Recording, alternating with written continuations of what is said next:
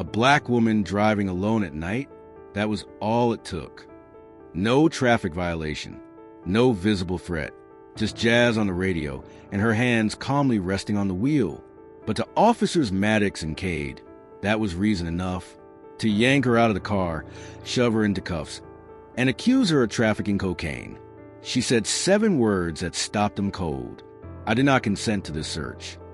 Because what they didn't know, the woman they just humiliated was a federal agent, and they had just triggered a nationwide DEA operation. Body cams off, warrants forged, evidence planted. She memorized everything, silently, deliberately, and while they thought they were arresting prey, they were walking straight into a trap. Now ask yourself, could this happen in your state? And if it did, would you even hear about it? Route 47 North at night was as silent as a slow-motion film. The road was flanked by tall pine trees, the headlights catching rusted road signs and a few mailboxes leaning tiredly in the wind. The dashboard clock ticked past 7:45 p.m. Imani Rhodes, 38 years old, clad in a charcoal blazer, was driving back to Fairborn, North Carolina, after a weekend medical seminar in Bridgetown. Soft jazz played in the background. Her phone was on Do Not Disturb, and a folder of documents sat neatly on the back seat. She'd driven this route dozens of times. She wasn't speeding. Her lights were on. The windows were up. The car had been freshly washed that Friday morning. No reason to worry. But when the flashing red and blue lights lit up in her rear-view mirror, her chest tightened for a split second. Not panic, just that reflexive alertness. Something an undercover agent never fully switches off. She signaled calmly and pulled onto the shoulder. Window down, hands on the wheel. She waited. A tall officer approached, hand already resting on his holster. He didn't greet her, didn't make eye contact. License and registration, he said flatly, with clipped authority. Imani handed them over, saying nothing. His eyes flicked over the documents in under a second. Driving alone? Yes. Where you coming from? Medical conference in Bridgetown. What's in the trunk? Luggage. Work materials. He tapped the roof of the car twice. Popped the trunk. Her brow furrowed slightly. Is there a reason? You got a problem with that? No, she answered calmly.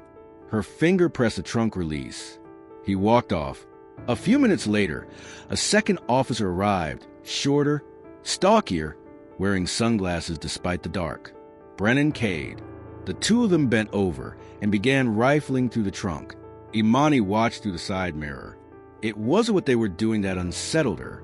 It was a silence. No discussion. No coordination. Just Cade's eyes flicking up repeatedly, checking if she was watching. The first officer, Colton R. Maddox, returned. Step out of the vehicle. Excuse me. I said step out. Now. Imani opened the door and stepped out. Her voice remained steady. Can you tell me what's going on? We found a controlled substance in your bag. Cocaine. Imani blinked. That's not possible. You've made a mistake. Cade came up behind her. His badge flashed briefly under a tactical vest. Turn around. Hands behind your back. I did not consent to a search, she said louder. I'm not resisting, but you're making a serious mistake. The cold snap of handcuffs clamped around her wrists. Maddox said coolly, you can explain to the judge at the station. They shoved her into the patrol car like a common criminal. She said nothing, but her mind was racing. Her real ID was hidden beneath the lining of her suitcase. Her encrypted phone, never activated, was tucked in the glove compartment. Maddox smirked at Cade, another one who thinks she's innocent. Cade scoffed. Wait till court opens. They didn't know. She wasn't just another one. They had arrested the wrong woman, and they were going to pay for it. Night fog blanketed the rear lot of Redstone Detention Center. As the patrol car pulled in, Imani Rhodes was dragged from the back seat with no further explanation. Her eyes were swollen slightly from the dust and the weight of the tension. Her wrists were still cuffed, raw and reddened. The intake area reeked of bleach and stale frying oil. A metal chair was bolted to the wall. Imani sat when instructed. Her blazer, ones carefully chosen for the conference, was wrinkled, dust-stained. She didn't react. She simply sat in silence. A woman in a black uniform emerged from the rear door. Her name tag read, Sergeant D. Hampton. She looked at Imani as if the outcome was already decided. Stand up. Strip search. Imani didn't need to ask why. She'd heard enough stories of this process and lived through it herself under different aliases. But this time was different. This time it was real. It was her. No cover. The search room was freezing. The white tiles on the floor were speckled with gray stains. Imani undressed as ordered. Sergeant Hampton combed through every seam of fabric, her gaze devoid of insult or empathy, just a mechanical indifference, as if Imani's dignity had never existed. Squat. Cough. The command dropped from her lips like instructions to a machine. Imani obeyed. Her face remained unmoved. Back in the cell, she was handed a faded orange inmate uniform. Pants too loose, shirt too long. She slipped it on as if preparing for a dress rehearsal. No rush, no resistance. But her eyes scanned every corner of the room. 3 cameras on the ceiling. One over the entry, one above the desk, one hidden behind a dark dome in the holding area. She logged each location, each angle. She was led to the women's holding unit. 6 other women were scattered about, most silent, except for one young woman with rubber bracelets on her wrist, chewing gum, eyeing Imani closely. New here. The girl's voice rang out after a few minutes. Imani nodded slightly. Just passing through. The girl smirked. We all say that. Imani sat down on the long bench, her back against the wall. The space around her buzzed with muffled scoffs, tired sighs, the heavy footsteps of guards, and the board, endless chewing of gum at the intake desk. She noticed a newly signed intake form slide across the counter. Her name was misspelled, E. Rhodes. Whether it was intentional or a mistake, she wasn't sure, but she noted it. From outside, the clang of a metal door echoed through. Imani closed her eyes briefly. She didn't cry, didn't tremble. What Maddox and Cade had done wasn't just disrespectful.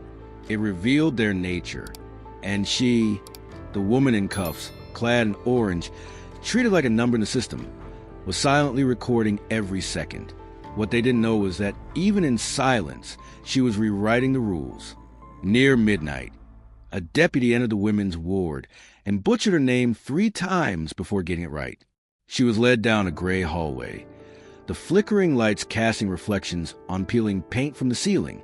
The small room at the end of the hall was cold and damp like a forgotten basement. Inside sat a slouched man, clicking a ballpoint pen incessantly. "Ms. Rhodes?" he asked without looking up. "Yes." "Reese Willard. Call me Reese. I've been assigned as your attorney. Though, I wouldn't call this an easy case."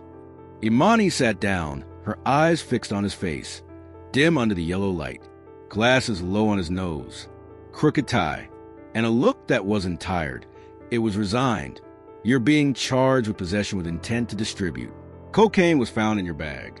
And," he glanced at the file, "an encrypted phone, plus your refusal to disclose your place of employment. Around here, that's a prison sentence." Imani tilted her head.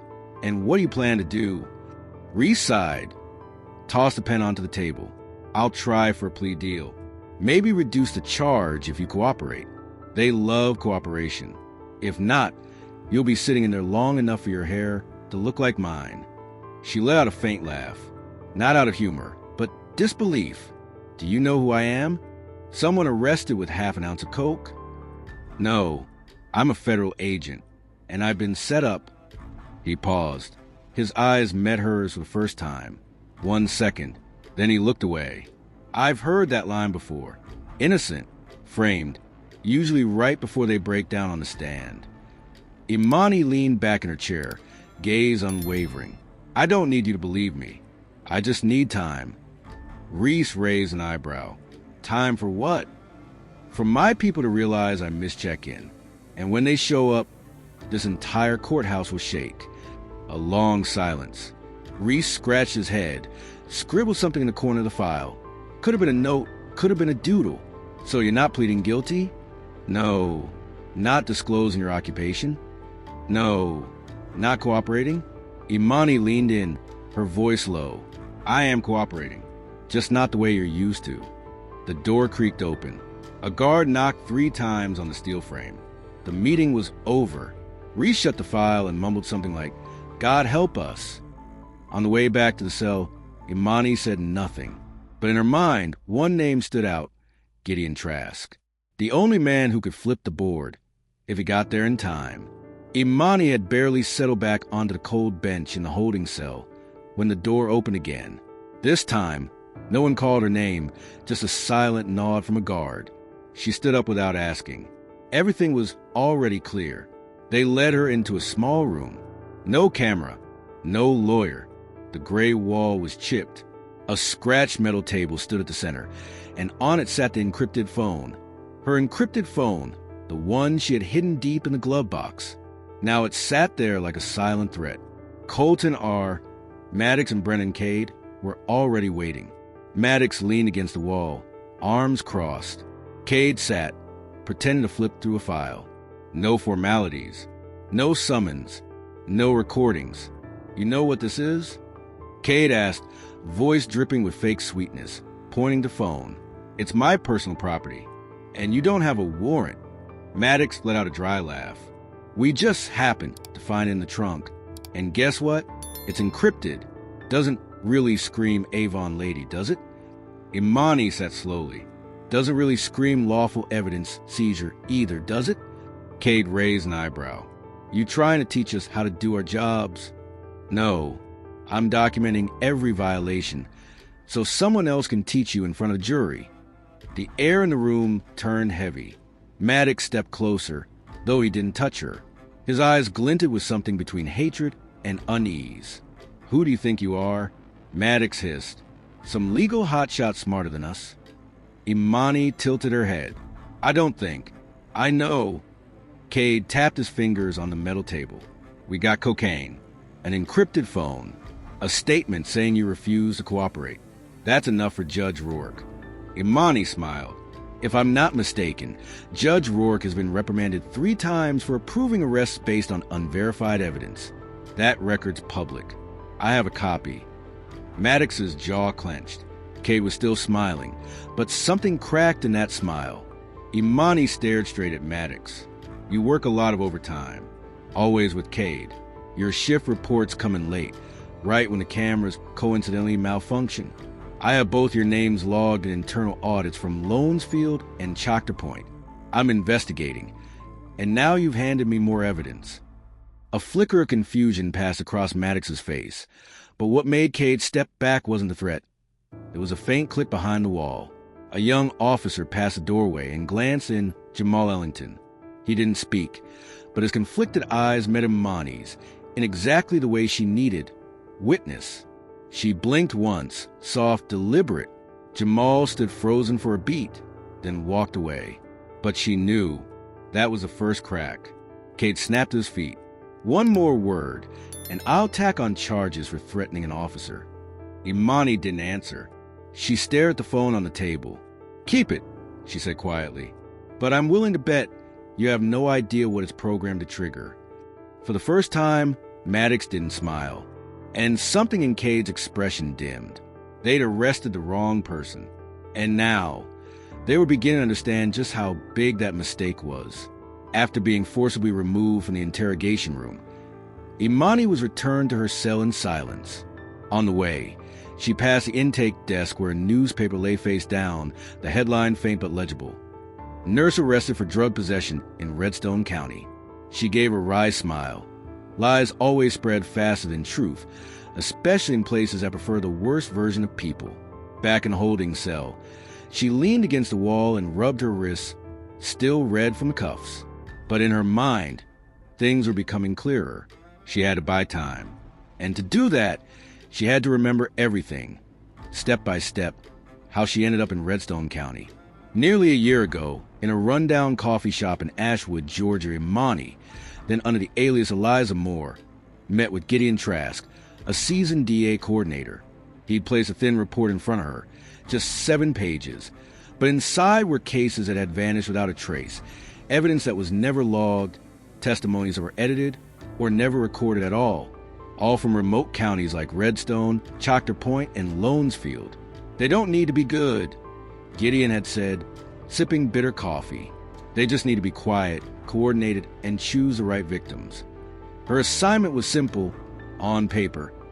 Assume a new identity, trace the chain of corruption in rural law enforcement, quietly manipulating justice. But no one expected that within months of posing as a freelance pharmaceutical consultant, Imani would run into two names flagged in that sealed report. Colton R. Maddox and Brennan Cade. They hovered at the fringes of failed arrests, always attached to support units from neighboring counties, always gone before cases reached court. And now, in some cruel twist of fate, they were the same two men who cuffed her on Route 47. She recalled the first time she saw Maddox's name in the report. A cop once praised for her anti-narcotics effort, yet with a history of unauthorized access to evidence rooms and a quietly buried internal investigation. Cade was subtler, coordinated roadside checks without warrants, often targeting black women driving alone. Sitting in the dark cell, her head resting against the course wall, Imani stared at the ceiling. Her true identity was still protected. Her real ID hidden deep beneath the lining of her suitcase, the encrypted phone unopened, its data untransmitted. But she knew that once Gideon realized she had missed check-in, Operation Grey Cut would be activated. And when that happened, there would be no turning back for Maddox and Cade. They thought she was prey, but she was the trap, and time was on her side. Morning at the Redstone District Court began with the creak of a ceiling fan and the smell of stale coffee. Sunlight streamed through dusty windows, hitting dark wooden benches where few court employees yawned over disheveled paperwork. Imani Rhodes was led in through the side door, wrists and ankles shackled. Her orange jumpsuit was wrinkled, but her back was straight, her chin slightly raised. Every step she took echoed with metallic clicks across the nearly empty courtroom. On the bench sat Judge Everett Rourke, 66 years old, squinting as if yanked from a midday nap. His black robe was dusted with lint. A brown tie hung crookedly. One hand propped up his chin. The other tapped his gavel rhythmically, like he was trying to keep tempo with a song he didn't like. Reese Willard, the court-appointed attorney, sat beside Imani, glasses perched on his nose, whispering something inaudible, maybe a prayer. Across the aisle, two sharply dressed men entered like they were attending graduation. Colton R. Maddox and Brennan Cade. Maddox adjusted his collar before sitting. Cade offered a polite smile, as if this was just another departmental meeting. They knew the roles they were playing. Court is now in session, a clerk announced, then read the charges aloud.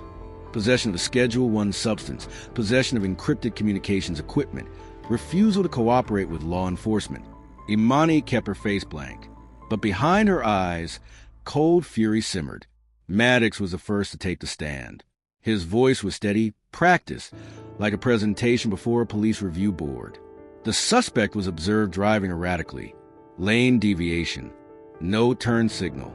When approached, she appeared evasive, gave conflicting statements. Did you find anything suspicious in the vehicle? Judge Rourke asked, still resting his chin on one hand. Yes, Your Honor. A bag of white powder, tightly wrapped and hidden in the luggage. Preliminary tests indicate it's cocaine. She also carried an undeclared phone with military-grade encryption. Rourke nodded, as if everything had already been decided. No need for complications. Any objections, Mr. Willard? He asked, still not looking at Imani. Reese stood, flipped through the file briefly, then set it down. We will address that further during the full trial. Cade stepped up next. He didn't glance at Imani, just stared forward as if reading from a script. His statement was steady, fluent, and perfectly timed. Everything was too smooth, too perfect. And that's where it was wrong. Imani leaned and whispered to Reese. No one's that composed when questioned on the spot. But he didn't pause, didn't even glance at me once. Reese looked at her for the first time that day, and in his eyes, a flicker of doubt sparked. That's enough, Rourke declared, banging his gavel. Based on preliminary testimony and evidence, the defendant will be held pending trial. No bail. Imani didn't bow her head. As the guards pulled her to her feet, she glanced at Maddox and Cade. Both were smiling, but in that moment, she also saw someone else standing at the far end of the hallway, Jamal Ellington. That same look, conflicted, uncertain, and now something more, fear, because he was beginning to realize she wasn't who they said, and the truth was coming. As Judge Everett Rourke prepared to adjourn the hearing, his gavel just inches from the block, the rear courtroom doors suddenly burst open. All heads turned. A man in a charcoal gray suit, graying hair and eyes like cold steel stepped inside. In his hand, a black leather case and a thick folder bound in red string. "Apologies for the interruption, Your Honor," he said, his voice low and firm. "My name is Gideon Trask, Senior Supervisory Agent of the United States Drug Enforcement Administration. I need to address the court privately." Immediately, the room froze. Maddox raised an eyebrow. Cade leaned over and whispered something inaudible. Reese Willard nearly dropped his glasses. Judge Rourke frowned. "Do you have documentation to prove your authority?" Gideon stepped forward, placing a stamped DOJ file and a USB drive on the bench. Classified materials from the Department of Justice, including evidence extracted from Redstone County Police's internal storage. "You'll want to review this in private." After a pause, Rourke gave a curt nod. "This hearing is adjourned. Everyone except Agent Trask and the defendant, out, now." Imani was unshackled. For the first time since arriving here, she rose without a word, her eyes brushing past Maddox and Cade. Maddox stood frozen. Cade had gone pale. When the room was clear, leaving just the three of them, Gideon opened the file. "Her name is Imani Rhodes, undercover DA agent, Tier 2, assigned to infiltrate a rural police corruption and drug trafficking network. Operation initiated last February. Code name, Gray Cut." Rourke flipped through the documents. "And this is body cam footage from the officers?" "Yes, pulled from their secondary system. Fortunately, they forgot to disable the backup function. In the footage, you can clearly see Maddox pulling the zip bag from his coat. Then Cade mentions the encrypted phone before they find it in Agent Rhodes' car." Gideon placed a USB drive on the table. "The evidence doesn't just show planted drugs. It documents unlawful arrest procedures, interrogations without legal counsel, and falsified reports." Rourke leaned back in his chair and let out a long breath, but Imani still hadn't said a word. Not because she was afraid, but because the most important part hadn't been revealed yet. "There's something else you need to know," she said. "Around 10 p.m. last night, Kate attempted to unlock my encrypted phone. Every incorrect password triggers a reverse signal back to headquarters." Rourke snapped his head toward her. "And that signal," Gideon continued, "was logged at Clearhaven Station. The digital trail confirms unauthorized access and matches GPS coordinates." Imani smiled. "They thought I was a prey, but I was the bait." Rourke tapped the desk with his fingers. "I've been a judge for 31 years. Never thought I'd be turned into a background character in someone else's setup." Gideon closed his briefcase. "Now you get to decide what role you want to play next." The doors opened again. Reese Willard returned with the bailiff. Rourke straightened his robe collar. "Based on new evidence presented by the DA, I hereby declare all charges against Ms. Imani Rhodes are dismissed, effective immediately." Cade jolted. Maddox barked. "What the hell is going on?" Imani walked past him in silence. No words were needed. Her eyes alone delivered the first verdict they would never be able to appeal, because from that moment on, every ounce of false power they once held began to crumble. On the steps of the Redstone courthouse, the midday sun lit up the curls in Imani Rhodes' hair as she walked through the heavy wooden doors. No more handcuffs. No more wrinkled orange jumpsuit. Just a navy blazer that fit perfectly and a calm fire in her eyes.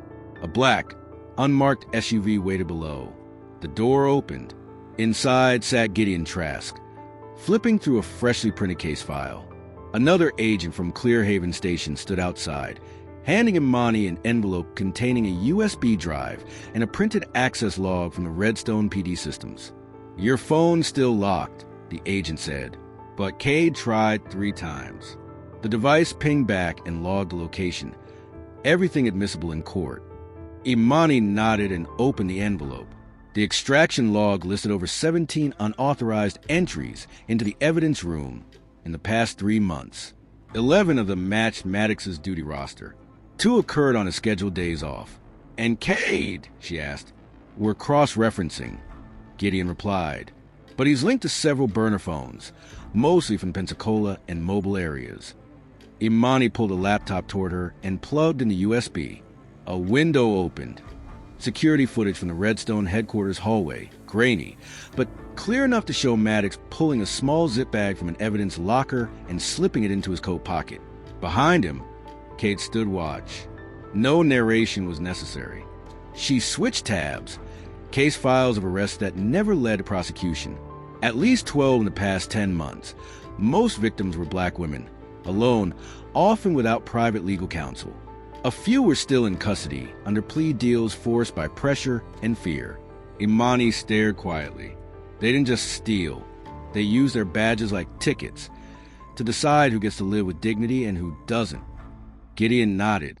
"I've ordered the investigation to expand to Choctaw Point and Lonesfield. Same patterns are emerging. Accidental evidence loss, botched investigations consistent misconduct." A young agent knocked and entered, setting 2 thick files on the table. Preliminary witness reports. One is from a former technician fired from the Lonesfield clinic. She confirms Cade showed up in the drug storage room without clearance. Imani opened the file and flipped through the handwritten notes. A page slipped loose, an image of a duty log, Maddox's name highlighted next to the phrase, "Access override, approved." "The evidence is forming a spine," she whispered. "And this time," Gideon said, "they'll have nowhere left to hide." Imani looked out the window as sunlight passed through the SUV glass, shining on her real ID badge. Returned at last. Name, Imani Rhodes, DEA field agent. She slid the badge into her wallet, then turned to the whiteboard on the wall. A web of officer names, missing evidence and questionable arrests. At the center, Maddox. Next to him, Cade. They didn't just break rules, Imani said, her voice steel. They built an entire machine on corruption. And now, it's time to take it apart, piece by piece. Gideon smiled. We started with Redstone, but I've got a feeling this is just the beginning. 1 week after Maddox and Cade were arrested, Imani Rhodes returned to Redstone County, not as a defendant, but as the one demanding that the buried cases be brought back to light. She walked into the temporary headquarters of the Federal Legal Task Force set up at Clearhaven Station. On the table was a list of 47 cases showing signs of misconduct, from coerced pleas and illegal asset seizures to forced settlements without legal counsel. Gideon Trask handed her a fresh, hefty file. The first 5 have already been sent to the appeals division. We're reaching out to each person. Imani flipped to the first page. Name, Camille Brody. 29 years old. Single mother. Arrested for drug possession, though the evidence was never logged properly. She pled guilty because she feared losing custody of her child. Imani sighed and closed the file. I want to meet them, in person. That afternoon, she visited Camille's home, a small house in the suburbs with yards scattered with children's toys. Camille opened the door cautiously, but when Imani showed her DEA badge and said, I'm here to help you reclaim your name, the wall began to crack. They sat at the kitchen table. Imani walked her through the investigation, the charges against Maddox and Cade, and how Camille's case was under review. She reached into her bag and placed an envelope on the table. The name of a lawyer, information on housing assistance, and a free appeal application. Camille was silent for a long time. Then suddenly, quiet tears streamed down her face. I told them I didn't do it, but no one believed me. Imani gently replied, Someone believes you now. She did the same thing for 3 days straight, house by house, story by story. A mother whose car was seized without a warrant. A teenage boy pressured to sign a confession just to go home early. A woman jailed for 7 months for carrying an unmarked cold medicine bottle. With each one, Imani brought no business cards, no grand promises. Only a quiet presence and a reopened case file. She knew that no one could give them back the time they'd lost. But dignity, dignity could be restored.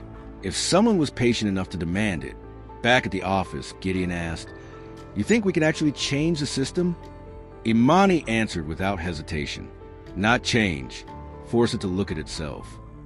Because real justice isn't just about punishing the guilty. It's about returning names, voices, and futures to those the system tried to erase. That was the kind of justice she chose to pursue. And this time, she wouldn't be walking alone. 3 weeks later, the air outside Redstone District Court was unusually still. No sirens, no banners, just the quiet sunlight falling on weathered stone steps, and a woman in a navy blue suit walking slowly, deliberately up those familiar stairs. Imani Rhodes was no longer in handcuffs, no longer bowing her head. She wasn't there to testify. The hearings were done. Colton R., Maddox, and Brennan Cade were in federal custody, awaiting trial. Charges: evidence tampering, civil rights violations, and conspiracy to traffic narcotics. What was once buried beneath altered reports and technical mishaps now stood clear as the morning light.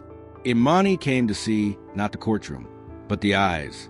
A group of high school students lined up at the base of the steps, part of a civics class field trip. Among them, a black girl, about 16, met Imani's gaze. She froze for a moment, then nudged a friend and whispered something. Both girls looked back, curious and unsure. Imani didn't smile. She only nodded, small, steady, certain. It was enough to say, "I see you, and you can go further than I did." No speech needed. No cameras. Sometimes a woman standing tall in silence is a statement. That evening, Imani returned to her apartment in Fairborn. The lights still clicked on at the same time as they had 3 weeks ago. The cactus by the window had survived, resilient as ever. Her suitcase still sat in the same hallway corner where she left it that fateful night. She opened it. The lining was still intact. Her DEA ID badge was clipped back into her wallet, and the blazer she wore when Maddox handcuffed her, now neatly folded in a cardboard box labeled in handwriting. Not to forget, but to remember. The next morning, she called Gideon Trask. "I'm taking 2 weeks off." "No longer. You've earned 6, he said, "but the work won't wait." Imani hung up and made herself a cup of hot tea. Sitting on the balcony, looking out at the quiet rooftops beyond, she understood something. Justice isn't the end. It's the beginning of reckoning, where a system no longer has a right to ignore its own sins. Because if one silent woman could shake an entire county, because the truth, when spoken at the right time in the right way, can change an entire generation. And sometimes, the greatest lesson isn't in shouting to be heard. It's in making the whole system fall silent, just to hear her.